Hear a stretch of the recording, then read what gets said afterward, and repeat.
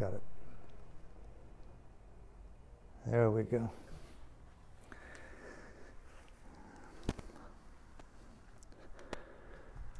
Okay, from my heart to yours, thank you for being here at Against the Stream, your Sangha, your community. For those of you who are on Facebook, wherever you are in the world, from my heart to yours, thank you for tuning in. I'm Alan Clements. This is the World Dharma Public Forum here in Venice, California. Tonight's topic I intended to speak about, let me see what it was. The psychotic drowns where the mystic swims. It's an adaptation of a quote by Joseph Campbell. And it really, when I feel into it, it brings up the issue of what does the word mystic even point to? It's not particularly a Buddhist concept, but as I use it tonight, it's an individual who's committed to the insights and the principles, the trainings and the practices that lead to human transformation. And that particular individual, call it the Dharma seeker, trans-Buddhist, whatever it may be, an individual committed to, call it mindful intelligence, making good use of the present time moment, call it here and now, making good use of that on the terms of a lawfulness of looking into the phenomenology, if you will, of intimacy, of co-presence. Here and now I'm with you. What will I do with you and me that would bring a Dharma lens to that to transform it for the better? The mystic. Are you with me? We do that meditatively as individuals to self. But here in this world, for me, the meditation of shared relationships, world relationships. What am I doing here and now with you tonight? What are you doing with me? We're doing anywhere in the world to make this moment so not pregnant, but birth-in with the most intelligent, intimate, committed, reverential sense of living the mindful life. That I am playing high stakes with my life. The mystic, the Dharma seeker, the meditator. I would assume that when you meditate, that you put everything you've got into that moment. Otherwise, why kiss somebody? I don't know how many times it's been said that we are in a situation constantly on the brink. I mean, pause. Thousands of nuclear warheads are pointed at us right this minute. Within 30 minutes, they could land all over these continents, always poised at this existential threat of global annihilation. And when you put that into a consideration of rogue leaders in various capitals around the world, with biological and nuclear weapons in the hands of strange and ordinary people, non-government people. When you think about the unthinkable existential threat of imminent economic and climate emergency that we're in. Just the New York Times yesterday spoke of nearly a quarter of the world's population will be without water soon. What? What? How many times I've heard, Alan, you've watched your breath in meditation. In breath, out breath, in breath, out breath. The youth are saying, Greta Thunberg, the nominated for the Peace Prize in Sweden, there may not be oxygen in 10 years. It could be so immeasurably hot. No habitat, no food. Existential consideration where mysticism, the Dharma seeker, meets the convulsive, jagged, coma-like edge of societal psychosis. I don't know about you. When I was a young person here in Venice Beach, 40-some years ago, I heard the Fourth Noble Truth of the Buddha's teaching. When you're sensitive, when you're open, you can feel concentric layers and depths and dimensions that life is suffering. There is incredible complexity. Old age, disease, and death are one thing. I'm in a body that's old and aging at this moment. 250,000 people passed away today. No warning. In-breath, out-breath, in-breath. My point. Wow. I don't know about you, what kind of time you have in your hands, how you project tomorrow, the future, but we're in an existential, critical moment on the earth. So I'd like to speak about, for the last 3/4 of this evening's talk and open it up to questions, what does it mean to put things in perspective and to continue to champion, if you will, in your own soul, in your own heart, the finest qualities of consciousness? There's a dilemma of consciousness that we have to contend with by birth: greed, fear, anger, delusion, sorrow, worry, doubt, blame, projection, scapegoating, all the ways in which we deflect from the authenticity of my own being.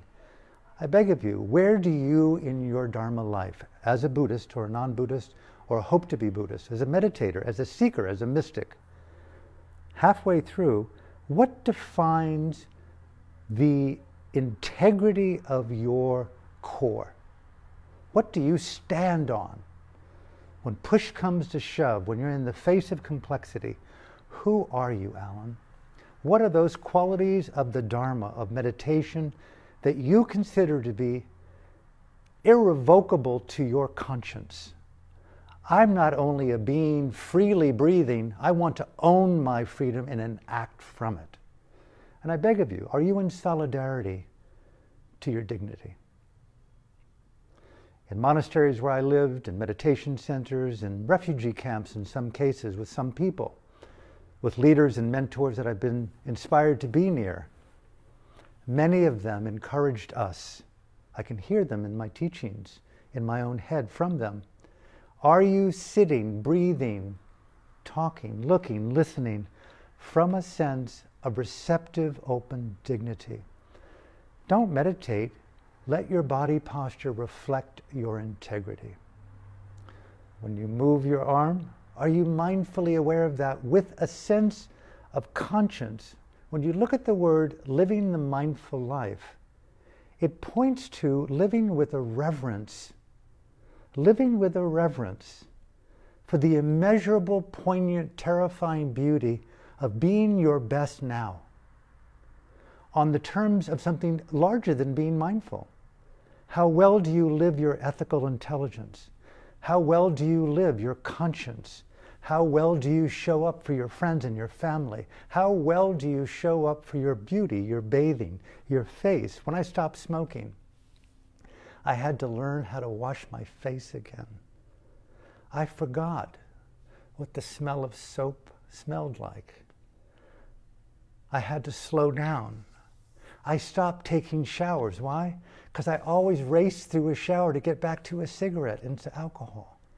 I said, no more racing forward into the next death. Stop. Occupy.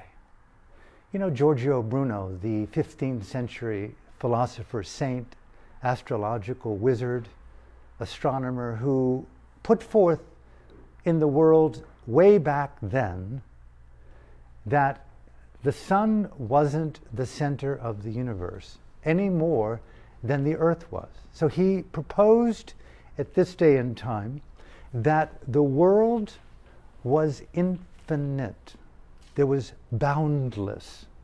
A very revolutionary concept at the time. The church, the global cathedral of orthodoxy, certainty, confidence, and truth, the great religion out of Europe and the rest of the world, pretty much that had been conquered by these teachings, told Mr. Bruno, you must recant this heresy.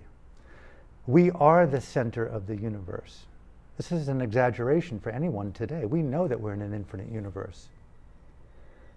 But only 500, 600 years ago, this was center of gravity. He said, no, I can't do that. I cannot defy my conscience. I refuse to recant because the evidence and the empiricism of my research shows me that we're in a multiverse universe. And it's infinite, boundless. There is no absolute north or absolute south. We are infinite creatures in an infinite world. You must recant this. The Church, the Vatican, demanded this for 7 long years. Look at it online and read about it. For 7 long years, they tortured him. And he refused to participate in the lie. We have an example.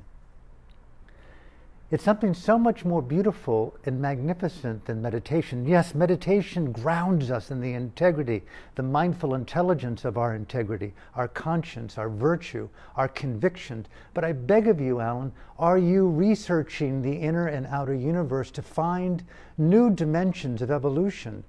Not to be safe with the idea of my personal peace, my loss of stress, overcoming my anxiety, blending into the convulsive coma of a sick society. Be watchful of your Dharma, Alan. Be watchful of your meditation, Alan. Be watchful of the various edifices and the various concepts that you empower in your mind to keep you small, to belong to the cult of coma. Are you with me? Bruno said no, and the Church said, to death, sir, you will go. And they put him on a stake and they burned him alive for basically giving birth to infinity. Pretty rad. We had a culture addicted to delusion. I beg of you to reinvent your idea of recovery, to be the chosen ones who are in revolt to a sick society. Krishnamurti said, JK, some years back, it is no measure of health to be adapted to a sick society. That was back when it was somewhat civil. I can hear those nukes coming. It's a matter of minutes before someone just says, let's do death wish to the planet. Global warming is in runaway emergency status. Greta is saying, wherever you congregate, adults, tell each other of the solemn truth that we're in a house on fire. The Buddha used that. And now, we are in a house on fire. Are you an alarmist? Are you not really into the positive transformational possibility? Couldn't it be changed? Couldn't it? Listen, I got involved in the First Noble Truth because there was no exit. I liked the fact of knowing that the universe would go extinct, the solar system would go extinct, the meta-universe would go extinct. Human life and all life on the planet had 5 previous ones, and there could be a 6th, a 7th, a 100th one. That gave me some salvation to make sense of this moment now and to live in high reverence. Are you with me? Is meditation not the metaphor for the house on fire and within it high cool? I'm not a fool to think that there's an exit to this story. Yes, Nibbana exists. Does it? Enlightenment exists. A cool oasis that's beyond the fire? Who knows it among us? What we're doing here is living in high oasis, cool, peaceful, dignified, conscious, anxiety-driven. Beg of yourself, Alan, does your meditation allow you to feel anxious? Take the shoulds from emotional presence and allow ourselves in this time of controversy, convulsion, complexity, a trans bravery to be alive today. 1/4 of the world soon will be without water. Who are these people? Where do they live? Is it you, madame? Is it you? Is it you? Is it me? Is it my daughter? Is it my son? We are one family of life on this planet, and no food, and heating far beyond what conservative scientists have said the earth will heat to. Sea level rises. We're in an existential emergency. Wow. But isn't that the cornerstone of existential Buddhism and meditation? No one promised us anything other than when you look honestly, you'll see every molecule of every moment is a sandcastle of change. I saw it. Everything was receding from this moment now. Except what? I beg of you, as we end and open up to discussion, where do you find your worth? Is it in the friendships and the families that you have? The qualities of relationships that you have? I'm being very emphatic tonight because it's a very existentially critical moment. I'm so aware, I don't know about you, I'm so aware that in the next, it's done, it's over. I brought a quote by Charles Bukowski that I just read tonight. Allow me to read it. We're all going to die, he says, all of us. What a circus. That alone should make us love each other, but it doesn't. Pretty cool. That alone should make us love each other. But it doesn't. It's only words. He goes on to say, we are terrorized and flattened by trivialities. Pause. When you go home tonight, Alan, write down where you are flattened and terrorized by trivialities. And give it some real deep thought. Is meditation inhibiting me from wild passion to be real? No, don't go there. Is the concept of recovery a dinosaur? Do I need to carry it into the next? Fuck you, Alan. It does. I need it. I want it. Get out of here. Wherever you have a confrontation with the church, are you willing, Alan, to go to the stake and burn? To basically stand in conscience against heresy? What is heresy today? I don't know about you, but I am done 100% with trying to fit in. I'm not a black sheep. I've got integrity and dignity. I've got weaknesses up the wazoo, but I will sit with you. I will dance with you. I will talk with you. I will face your criticism, and I will try to learn from you. I'm trying to learn from every aspect of my being without the artifice of the church interfering with my honesty and my conscience. And I beg of you, as we go on tonight, be among the chosen ones. He goes on to say, we're all going to die. It could mean that we are all going to die. It's likely. I dare say it's true. You know it, and I know it. Are we allowing all of us within this circus to love each other?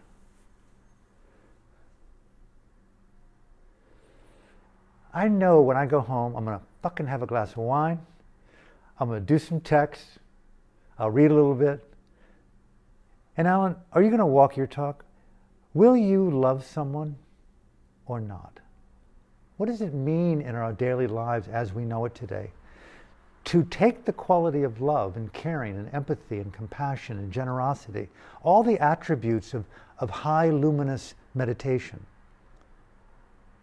What will we do with those precious qualities, and where will we place ourselves in relationship to their exercise in our relationships?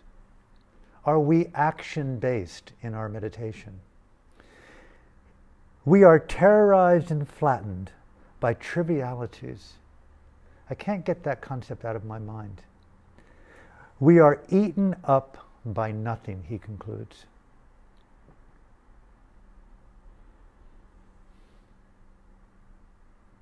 Eaten up by nothing. I'm not trying to take down who we are and what we're doing. I left the monastery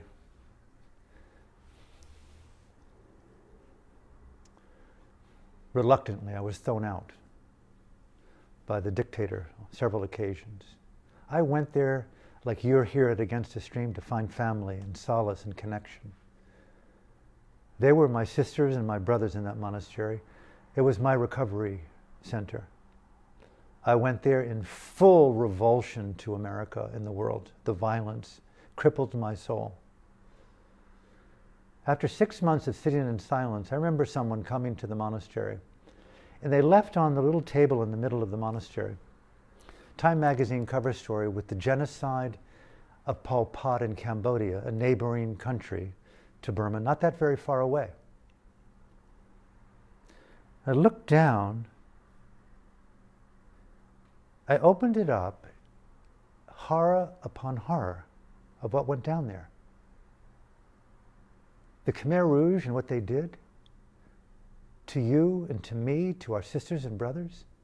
And I went, multiply that times how many genocides, how many wars, how much terrorism in the name of delusions that have flattened us, eaten us up by nothing. A month later, as I was on fire with this meditation because of that genocide over there, just a few miles away, we had a man that came into the monastery. He had left the refugee camps in southern Thailand, where many of the Cambodians that did manage to escape the Pol Pot genocide came in, and he said, one of the first people I've ever spoken to when I was at the monastery, he was so traumatized by what he encountered, he could no longer be there. He came to the monastery to psychologically survive. He described reluctantly the horrors. We as monks sat around him and cried. Here we were, in conscience, in mindful practice, in this oasis, out of our foreign countries, and just miles away. He said, you probably don't know that, because I'm an American and you're an American, but the primary cause of this is our country. Bombing the Cambodians to expand the war in Vietnam by B-52 bombers, I later learned, in reading William Shawcross's book, Sideshow, that these bombers were so high in the sky, they had never even seen an airplane, heard an airplane. And these B-52 bombers dropped these bombs on agrarian Cambodian culture, leaving 50-meter deep pockmarks in their rice fields and forests, as far as the eye could see. They had no idea what was this going on. And we talk about the coma of a convulsing, sick society. I'm in this monastery, escaping America, and here it is all around me. I wept again and felt so privileged to be in this meditative reverence to this moment now, but there was no escape. I'll close with this. 10 years later, after being thrown out of the monastery, 1989, I went to the northern area of Burma, near Thailand, still several hundred miles away from Cambodia, to look into and investigate what I had heard about as Burma's genocide of the Karen national people, Christians. And I was escorted out to these areas, unbeknownst to me, as a non-combatant, and for the first time in my life, I saw the atrocities of human consciousness convulsing within this sick society. I remember one day, under jet rocket attack by Russian MiG jets owned by the Burmese military, and there was a mercenary friend of mine who I'd met there, who was helping to train these young Karen people in how to stand up for themselves through the use of assault rifles and various military weaponry. And we were under rocket attack. And I began to run, and he grabbed my arm. He said, Alan, there is no place to go. And the last place you want to go is someplace where you think you're safe, in a house. Jets and bombs and rockets explode wide areas of Earth. And I went, for the first time, the wisdom of no escape. For some strange reason, it was like the first noble truth. It's like, okay, hold your ground. He took out a pack of cigarettes. He went, lit it, and he and I just hung out in this incredible state of peace and composure. There was just something so amazing of embodying what felt to be my own Giorgio Bruno. Then when it comes down to the truth of my Dharma, my mysticism, and the convulsion and the coma of the sick society, you know something? Meditation has taught me one big thing. You don't have to run anymore. You can hang. You can hang and feel, you can cry, you can emote. You're in the dignity of a human response to a terrible circumstance, the convulsion and the dilemma of consciousness. But you've got dignity. And I'll end with this tonight. Hopefully there's some value in this for you, as it is for me. I sit, I walk, I meditate, I try to consciously speak, I try to bring mindfulness to cooking and eating and buying in the closest I can come to intimacy and respect. But most of my day is in how well do I inhabit the yoga of embodied dignity. And I invite all of us here online and in the room, take our meditation out of the concept of a postural preference. Walk and immerse yourself in Giorgio Bruno, elegant, brave, daring sense of conviction to your values, your integrity, your ethical intelligence. Being mindful is the reverence for the ethical life, the life of self-concentration, self-focus, and the development of presence and wisdom. When I look at you and you look at me, and I look at you and you look at me, it's one thing to be mindful of seeing. There's the other filter of seeing it through, there's nothing in this space that can be held. We're alive and we're dying simultaneously. There's something so liberating about knowing that those jets that are going to attack, the potential existential threat of climate extinction, of nukes, whatever it may be, just the vulnerability of the breath, moment to moment, those we love. Are we opening our heart to this moment now with a sense of reverential presence? And I leave that with you. My meditation to me today is not so much being mindful. How well do I bring a quality of reverence, openness, playful inclusion of the qualities that I would like to have in the most intimate love affair on life? Kindness, satire, humor, openness, reciprocity, patience. Open up the range of meditation to mean something more than mindfulness, and put on the palette of your presence as many qualities that your heart can hold, and learn to be more of an artist rather than an individual in recovery. Become the flower of consciousness, not examining or fearing the darkness between the petals to get the best of you. Be the fragrance, be the light, be the nurturing, be the soil, be that which opens your spirit. Be exactly where you are, Alan, and give it your very best. So from my heart to yours, I smoked that cigarette. I never in my life enjoyed it so much. I'd never been on my toes so much. And I learned a big lesson. Although you may be dying, you don't have to fear it. There's something very special about knowing that you can look anything in the eye and say, okay, I see you, and that too. My teachers in Burma in meditation, all they would say, often in practice, include that and that too. So the meditator becomes one of inclusivity, including complexity, including more and more, taking the drama out and infusing it with the Dharma.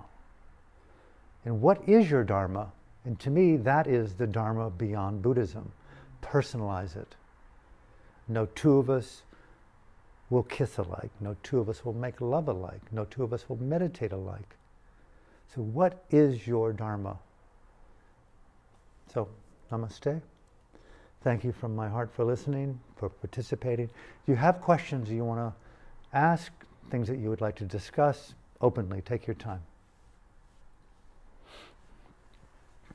Please. First down, here's something else. My heart in a good way. Good. I'm glad to hear that.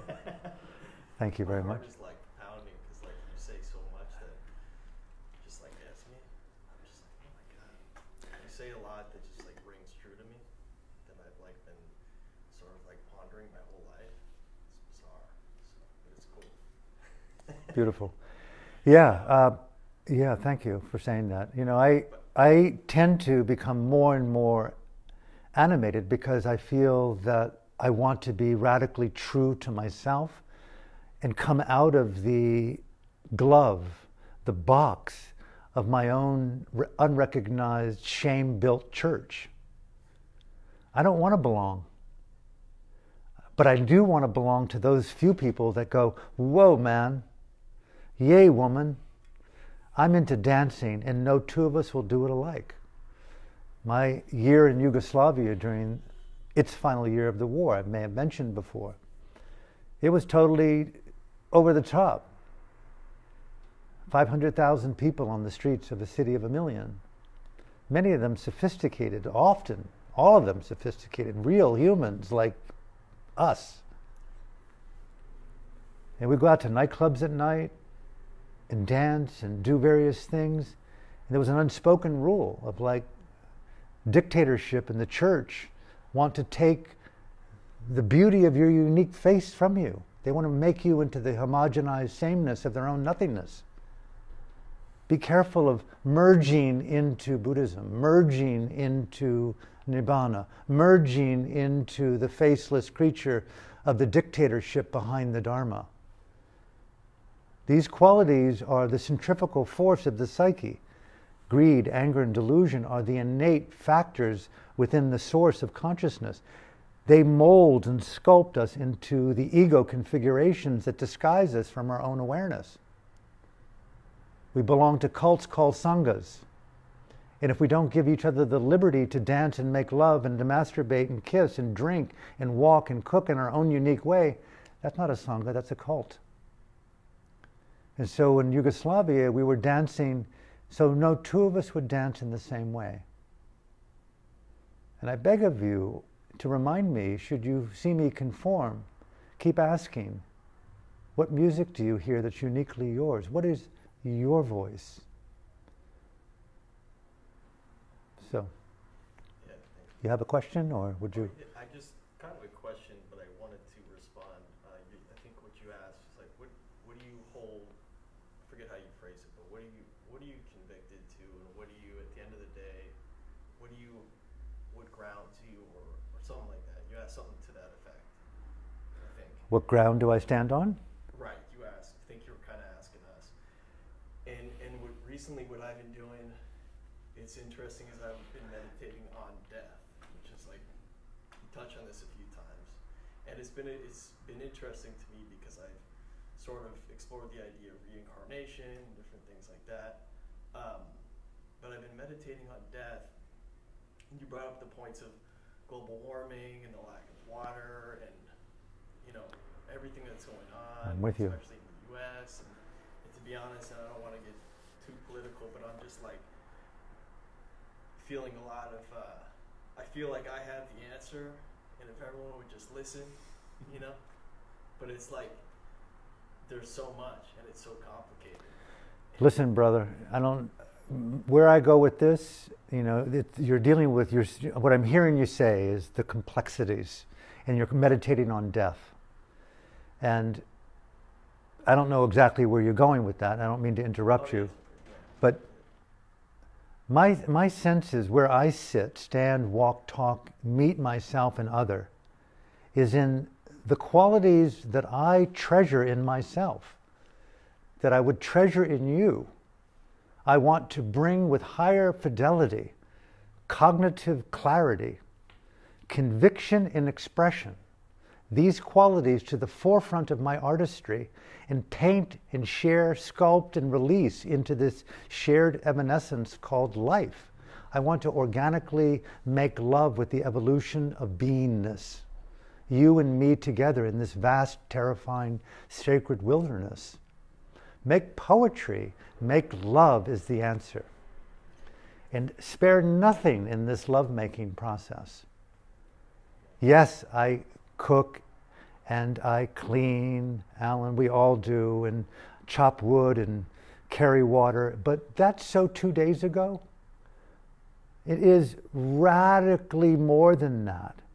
In that chopping, in that touching, it's like one moment of contact with your lover is an eternity if you're turned on to the poetry that's Transrumi-esque.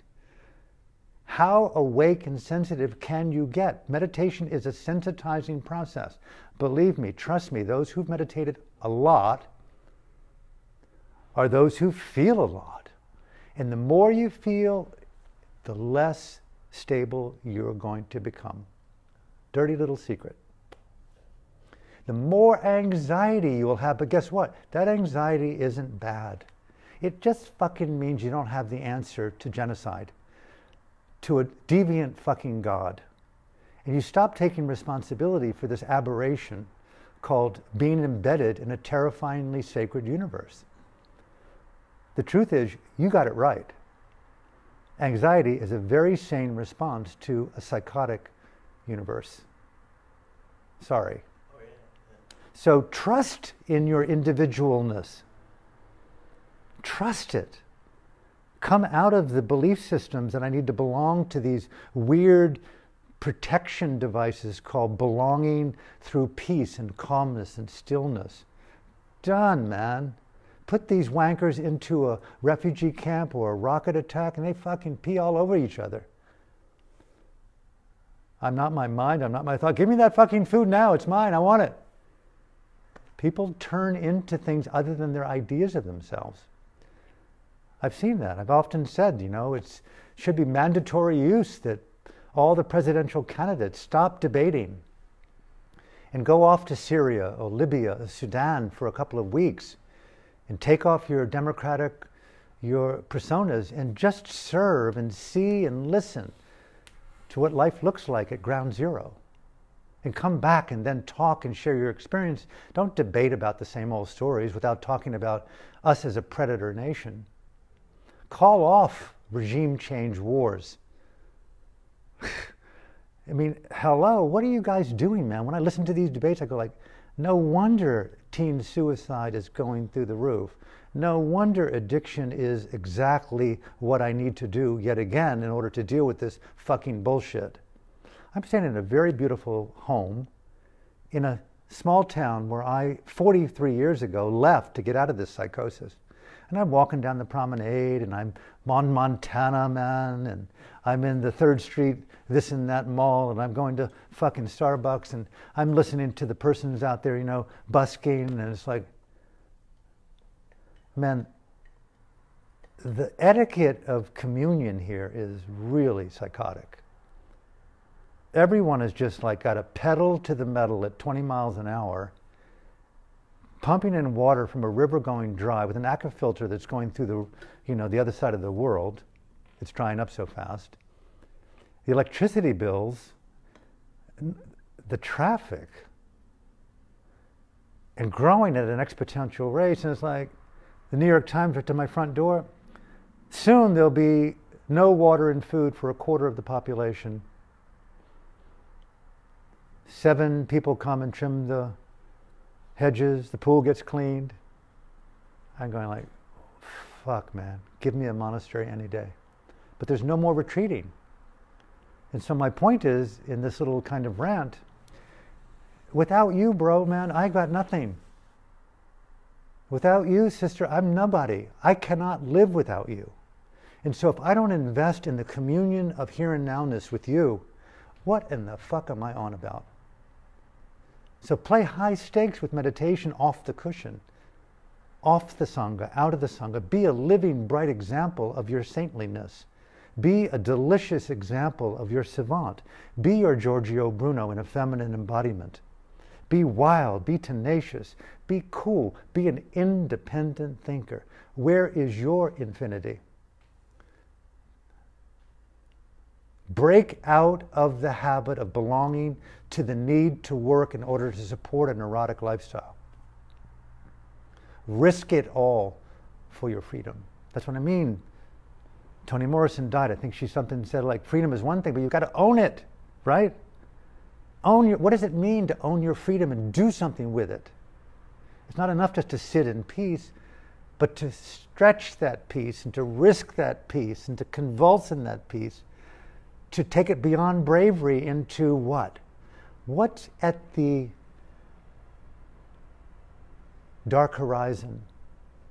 What is that star over there beaming into your heart? Have a dream. We have great leaders that said that, right?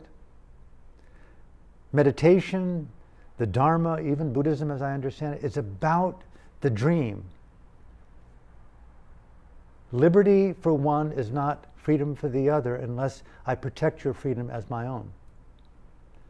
But do something with that freedom, fair enough?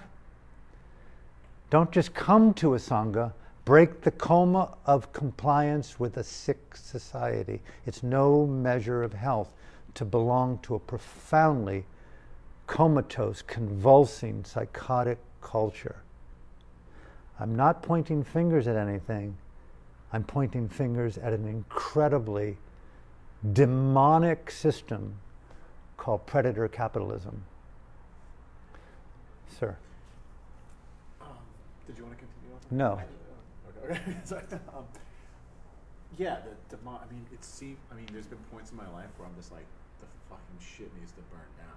Like, it needs a renewal, right? And like, felt very negative and very like, yeah, fuck it. We need like some major catastrophe thing to kind of like hit a reset button on capitalism and Western society, whether it's natural disaster or nuclear war or some sort, you know. You're going out there, dude. No, I don't feel like that anymore. Yeah, that's existential punk. Right.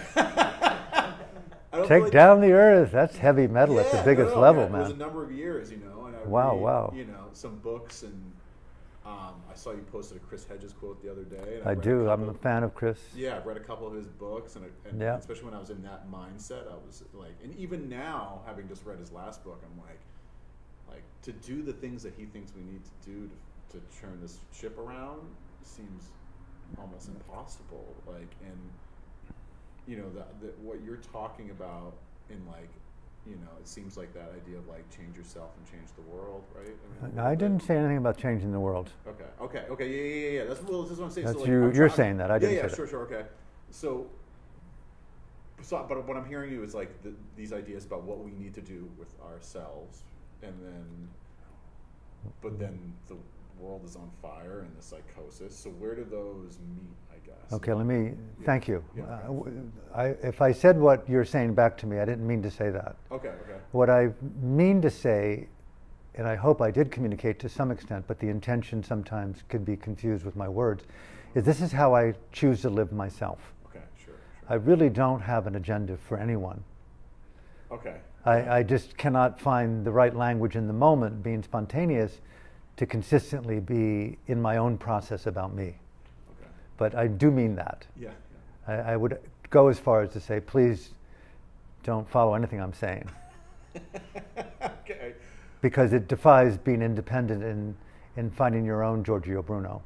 Okay. Because my infinity will be different than yours. Right. I mean, I heard this thing the other day that, I don't know, it was Malcolm X or Martin Luther King died with such little money in their pocket. Like, they were willing to give everything away for their cause, which sounds like the guy you were talking about. I can relate to the little money part, sure. But I'm just wondering, what, you know, I don't know. I mean, maybe I missed something, but the topic is how sick the society is, and don't be a part of that. Yeah, and the takeaway for me, let's go right there. Okay. I'm not afraid anymore of saying it's a fucked sick society. I agree 100%, yeah. I've just happened to freelance for 30 years looking around different places in the world, and I've seen some pretty tragic things. Yeah. Okay, it's not the only thing. By and large, it's pretty much the only thing. Right. Not to mention the existential threat of nukes and, you know, and now we've got, you know, she's not the only one, Greta, many people. Yeah. And I disagree with Chris about what's required today, which he talks about as radical revolt and civil disobedience. Yeah. I just don't see what the point is right now, because it seems to be, even among the most conservative climate scientists, pretty baked in that we're toast. Well, I mean, that's something I've thought about. It's like all this bullshit that we care about, nothing matters. If the planet's Well, gonna die. that I would differ with you. Okay. I would say that things matter more today than ever, for me. Okay.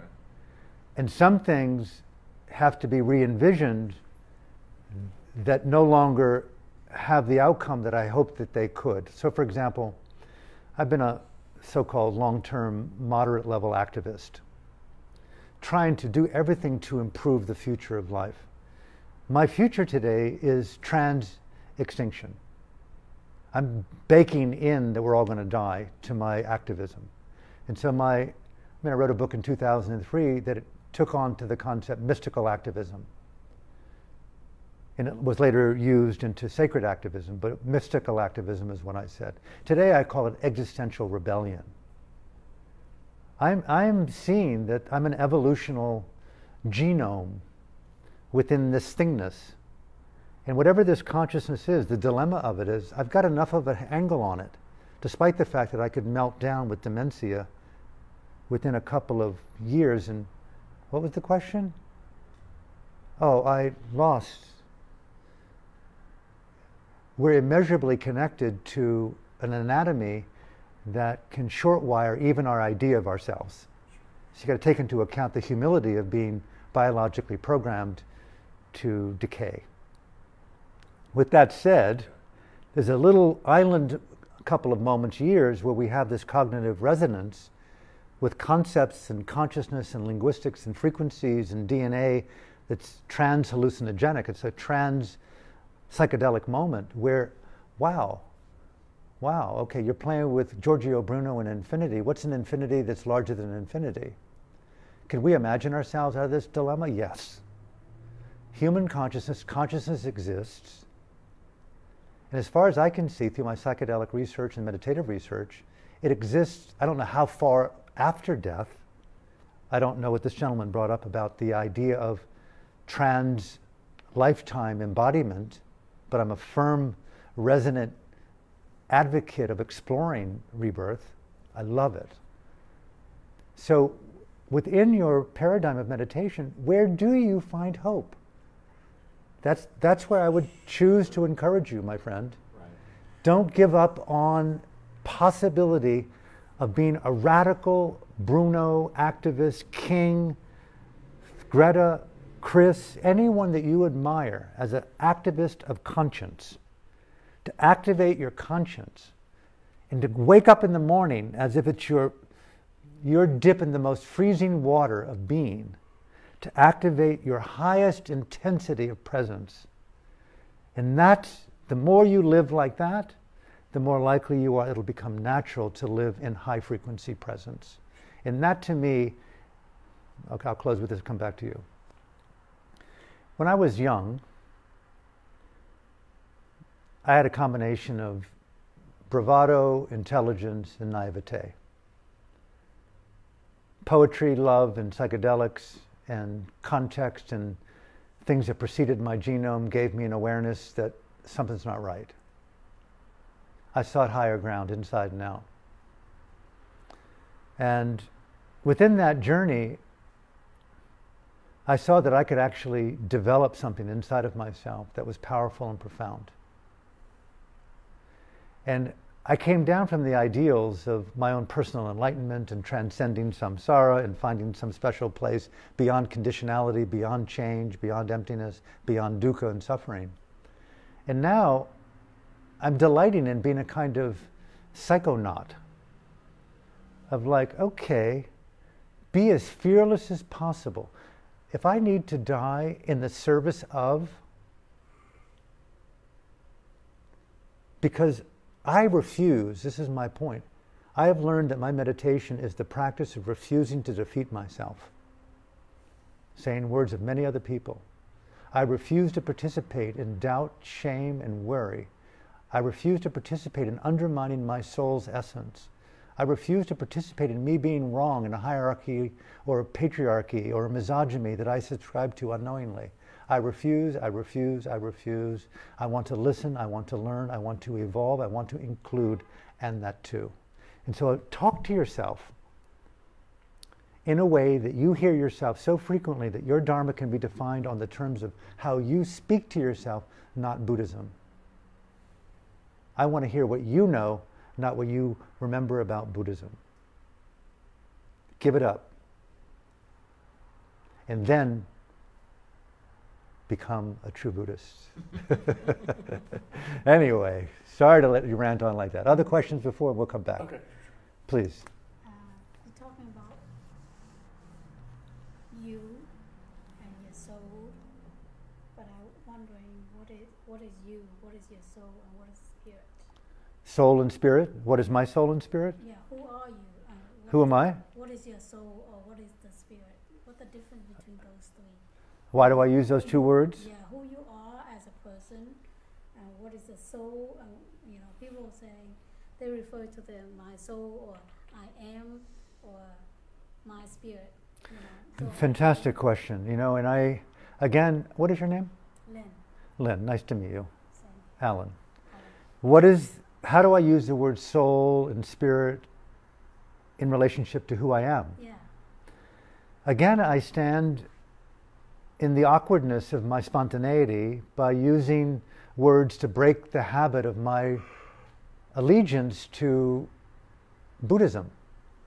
So I was so steeped in Buddhist thought and so, in a moderate way, skilled at using appropriate Buddhist language in my discourse that I wouldn't be seen as using soul or spirit and who I am and emptiness. So please excuse me for trying to stretch out of my conditioning. But what I mean by those words, there's some kind of mythopoetic use of them, but the word spirit and soul is, here we are hanging out together. There is some recognition that we are in a mysterious organic fabric of interbeingness, call it the mixture of consciousness and blood and anatomy and history and memory and all these configuring life forms that give life on this planet, in this solar system, and feel it. Do you feel it? We're swirling at 25,000 miles an hour around a sunball 96 million miles away. 4 or 5 billion years precede us on this planet. Who knows how much longer we have before it burns out? This thingness that we're in, I call it the soul of infinity, the mystery, the fabric, the spirit, the evanescent existential intelligence that we're all now moving in. You are, I am, in this intelligence. Okay, are you here with me? I don't know what it is from a theoretical physicist's point of view. What I'm hearing is... I'm not done yet. Bear with me. I don't know where those words ultimately point to except through profound mystery where words are trying to point to. I can come right back to, okay, who am I? I don't know who I am.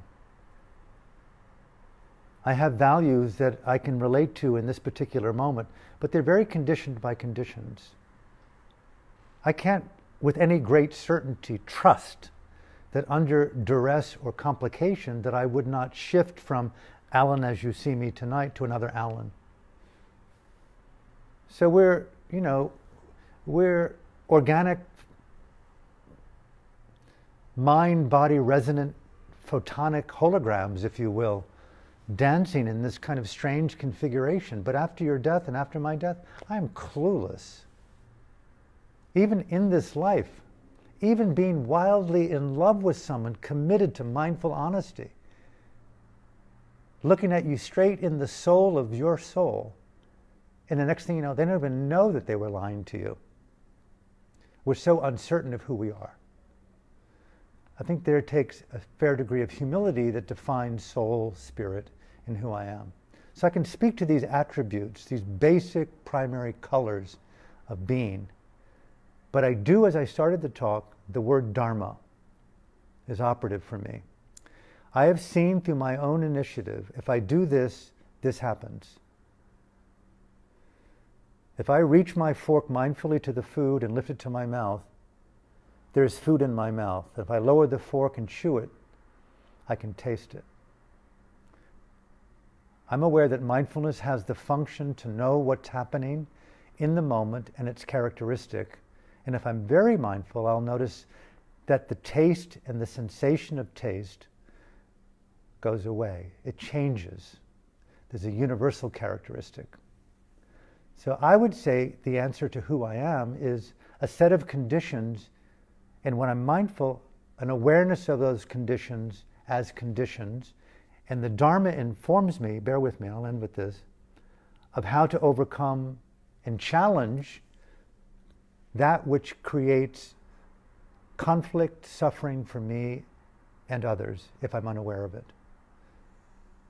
So an informed intelligence of a conditioned process, I would like to think that I'm an expression of the Dharma. And equally, if I'm mindful of qualities that enhance my presence and possibly yours, kindness, the virtue of generosity, if I gave you just, please, I'd be happy to serve you this week. Allow me to send food to your home if you wouldn't mind giving me your address and tell me what you like. Be a very beautiful gesture. I met a man on the drive over in Uber. He was a young Korean man, and he works in an assisted living home primarily with those who have late-stage dementia. And he told me that 95% of all of the people that are there, their family and friends no longer visit them. 95%, he said. He said, I am the closest people to most of them. I almost wanted to cry. In fact, yeah. So who am I? Who are you? I would like to say that you're committed to the Dharma, that I could trust you to be kind to me. So that's what I would say about soul and spirit and who I am, is I'm a creature trying to humbly employ the qualities of the good, the true, and the beautiful, and overcome that which denigrates shared space, fear, greed, and anger. But a very beautiful question, and I hope I gave a little bit of life to it. Thank you. I think what I heard is who am I, or the soul, how the soul and spirit related to who I am is at a quantum level, like an energy level that you can't even define. It's very intangible. You're right on. It's quantum level. You can't explain, you can't see, but you could only experience. Well, if you want a good book, I've been reading a very interesting book the last month. I got it in the airport when I left Bali, actually. It's by Michio Kaku, called The Future of Humanity. He's a theoretical physicist, and he employs astrophysics and astronomy, quantum physics, and just sci-fi, in a beautifully articulated book on the nature of being in what he describes as a universe where there's concentric extinctions going on simultaneously. There'll be the Anthropocene that we're in, human-generated extinction. There'll be planetary extinction. The whole Earth will eventually overheat and burn out when the sun becomes too hot. Think of that, all of a sudden everything that we know. I mean, that's so wild. Yeah. And then he said the solar system itself is going to become extinct. That the galaxy that we're in will become extinct. And he has a term for the meta-galaxy. It's a Hawaiian word, which contains about 100,000 or 100 million other galaxies. That's already scientifically set on an extinction model. So, oh wow, never really quite thought of doing acid without putting it in my mouth. And it really throws into relief how easily we're imprisoned in the edifice of ordinary.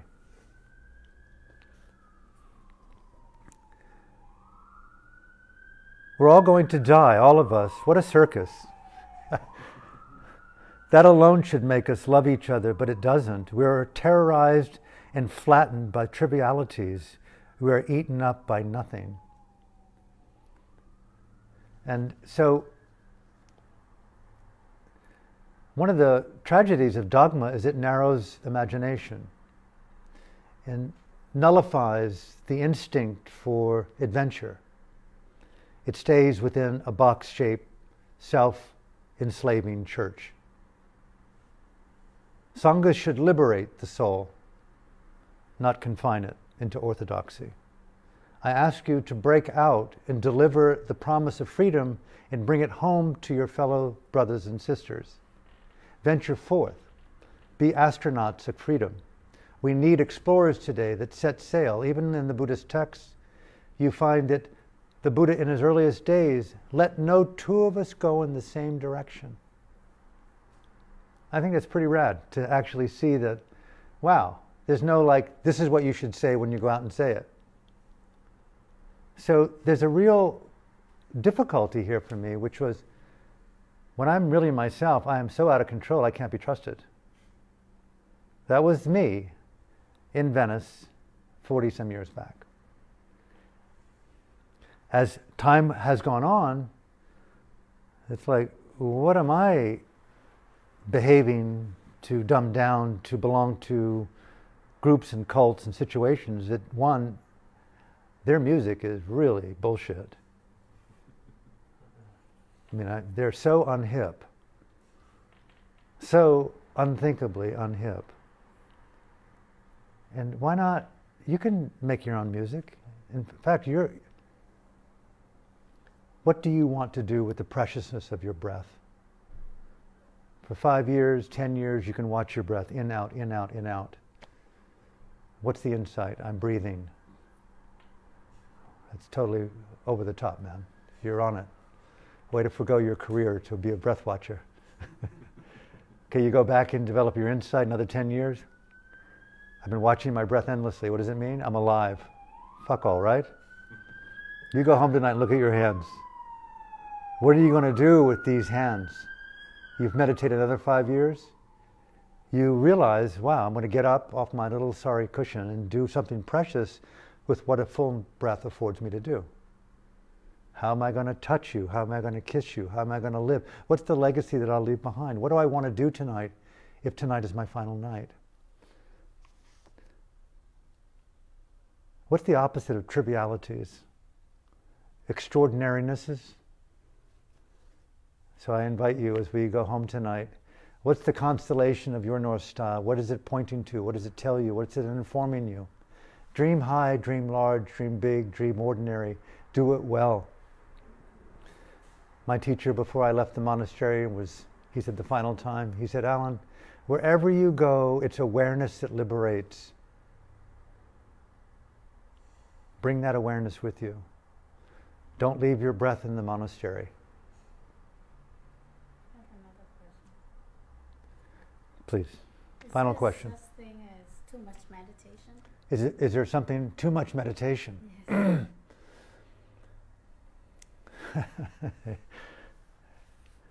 Yes. It's funny you asked me that, because that's been my biggest addiction. Okay. I mean, that's the beauty and the tragedy of meditation. It's so cool. I'm so down with meditation. I so love it.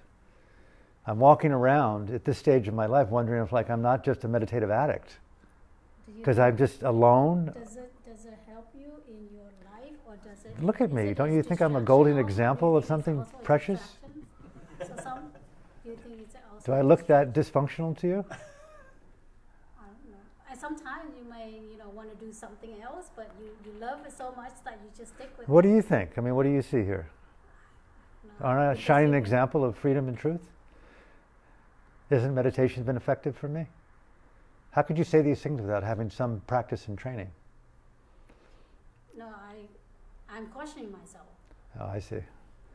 Well, I would say meditate so much that it becomes the most incredible habit you've ever done.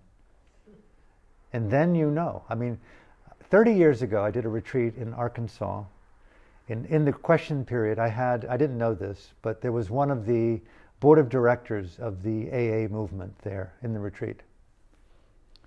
And I found him fascinating. And I asked him, sir, what advice would you give to someone, an addict? And he just he went like that, he just laughed. He said, I just tell them to keep doing it until they're dead. And it just made so much sense to me, because you only want to stop when you know you must stop for yourself, right? That you've derailed from something so elegant as whiskey. You derailed from yet another line of cocaine. You just could not do it in moderation. Enough. Namaste. Not me. Not one cigarette. 40. So with meditation, call your bluff. Don't leave anything theoretical. Follow the passion of your soul.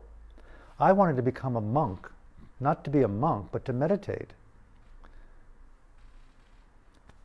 I don't wear my scars and tattoos publicly, but I'm proud of the fact that I chose that and did it. I wanted to be with the world's finest teachers, and I found them, and they accepted me, and they gave me those teachings, and I abided by those teachings in their setting to the best of my ability for as long as I could. And I found in my own relative way that meditation, as I understood it and practiced it, was one of the most beautiful, if not the most beautiful experiences of my life. And do I meditate today? All day. Okay. I cannot live without being present in the virtues of how I define my Dharma. It's not that I meditate, but my Dharma life is my being. I'm not just a flower, I am also fragrance. And I beg of you, I'm the earth, I'm the minerals, I'm the light. I'm inseparable from the context of being. What is your meditation beyond the concept? What is your fragrance? And let that fragrance be who you are. But if you need to meditate in order to find your fragrance, meditate until you find it. But it's not the end all. In infinite. You find something, you find something else, and it never ends. Well, you could play this on another level too. It's like, what are you looking for through meditation? I'm not looking for anything. Then why the fuck meditate? It's just peaceful. Why not just be peaceful without meditating? Why confine it to something just a couple of minutes a day? When I meditate, it's bring me to another level of being. I see. So you have a distinct difference in being when you meditate versus when you don't meditate. Yeah, it's Cool. I'm right with you. So you've got things that, this is the Dharma, how you embodied it. If you do things in your life that enhance the quality of your mind and heart, I say do them with all your mind and heart. If you've got a diet that works for you, a curriculum of abstention, of exercise, of yoga, of friendships, of dialogue, of reading, of poetry, of writing, whatever you do that you find works and enhances the quality of your life and your friendships and your relationships, you're among the rare few. And just keep a very mindful eye on refinement rather than confinement. yeah. I get that about alignment or confinement, conform. Mm-hmm. I'm out of the box. Mm-hmm. That's why I'm always in trouble. But I'm not now because I know where I stand. Oh, I'm there's in a, trouble there's a- meaning like concerns about how other people, look at you. yeah, So that kind of like trouble you make for absolutely. For yourself. So That is one of the Yeah. most you important create things. the trouble because Absolutely. I create my trouble because I trying to conform and trying to be good, and all those sort of things. But until I find my true self and like I don't do harm, I'm on myself. I do my thing you have your opinion. I respect that, but I have my ground, my boundary. I've often encouraged people to overcome the need to conform, take acting lessons. It's kind of counterintuitive. Acting lesson. Yeah. I found that acting lesson can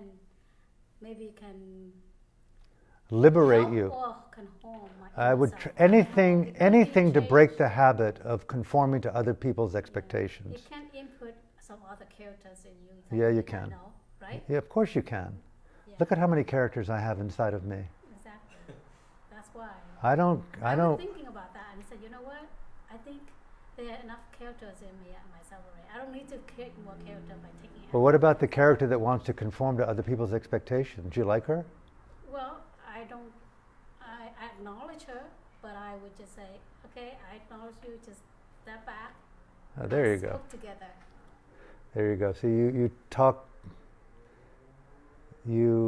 That attitude, from my humble point of view, points to the effectiveness of your Dharma life. That you can have mindfulness to see that very subtle pretense is a very beautiful thing.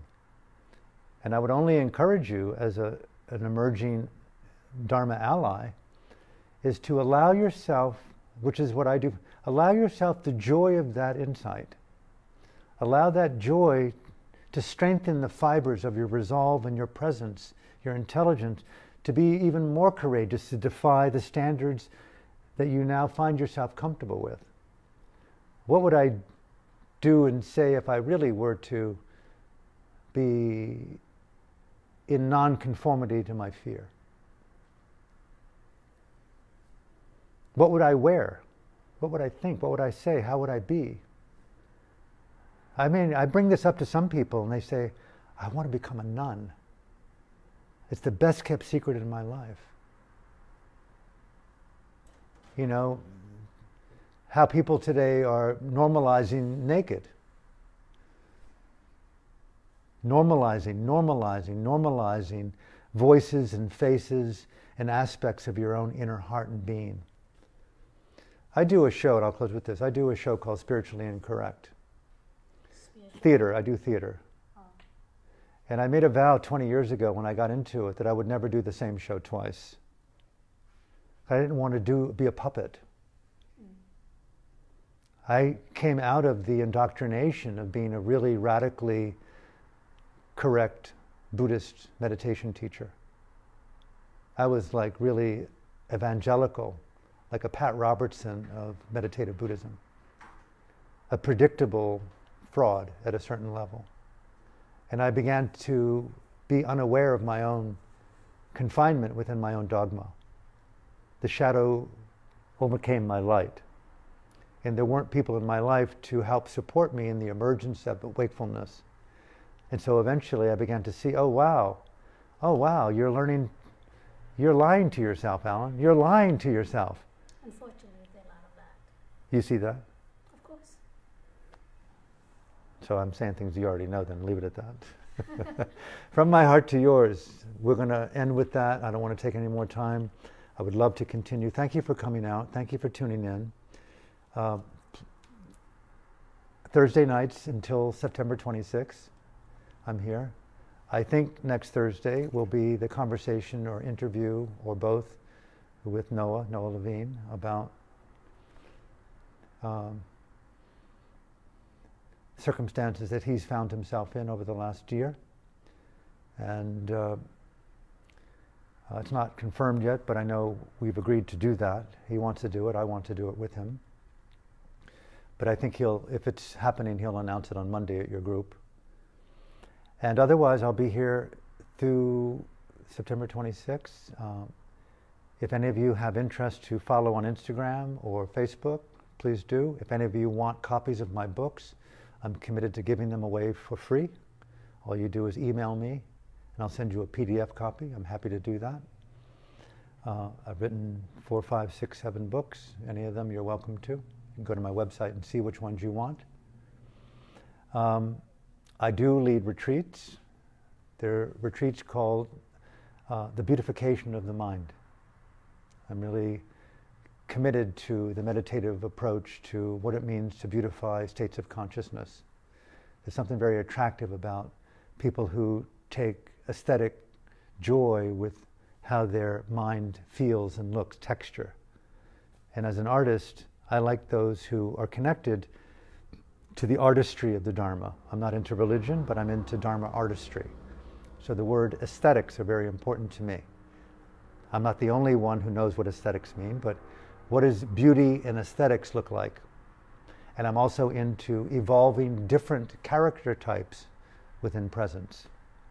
So taking the anatta out of the story and actually playing with the emptiness and the configuration of character structures within empty space, configuring.